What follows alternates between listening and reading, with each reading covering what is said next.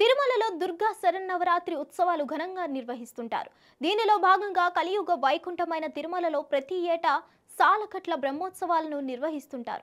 ఈసారి కూడా టీటీడీ అధికారులు ప్రత్యేకంగా ఏర్పాట్లు చేశారు.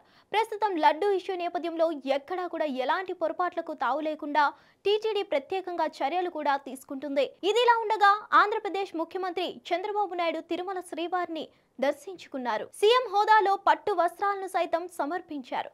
సీఎం దంపతులకు టీటీడీ ప్రత్యేకంగా స్వాగతం పలికింది.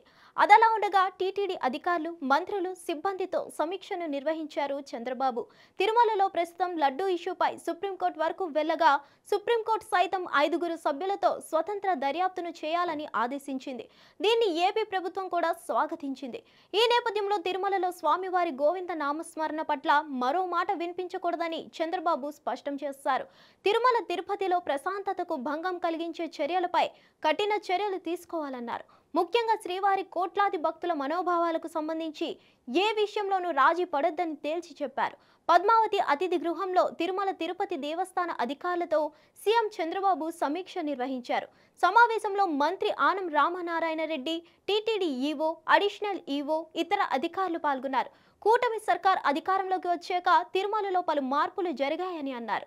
గత ప్రభుత్వం నిలిపివేసిన అన్నదానాలు, ఆహారంలో నాణ్యత, లడ్డూల తయారీలో అనేక జాగ్రత్తలు తీసుకోమన్నారు.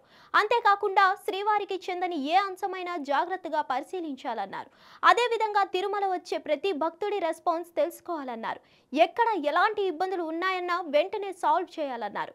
ఒక్క తిరుమలలోనే కాక మిగతా ఆలయాల్లో కూడా భక్తుల అభిప్రాయం తీసుకోలేలా చర్యలు తీసుకోవాలని మంత్రి ఆనం రామనారాయణ రెడ్డికి సూచించారు. కొంతమంది టీటీడీ వాళ్ళు వీఐపీ సేవల్లో తరలిస్తున్నారని అనేక ఫిర్యాదులు వచ్చినట్లు చంద్రబాబు పేర్కొన్నారు. ఆలయంలో ఎక్కువగా వీఐపీ కల్చర్ అతిగా ప్రోత్సహించకూడదన్నారు. ఎవరైనా ప్రముఖులు వస్తే అతిగా హడావుడి కనిపించకూడదన్నారు.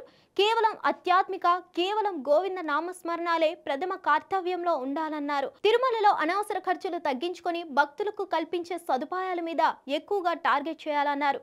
ఈ నేపథ్యంలో వీఐపీ కల్చర్ పై చంద్రబాబు వ్యాఖ్యల పట్ల భక్తులు మాత్రం స్వాగతిస్తున్నట్లు తెలుస్తోంది.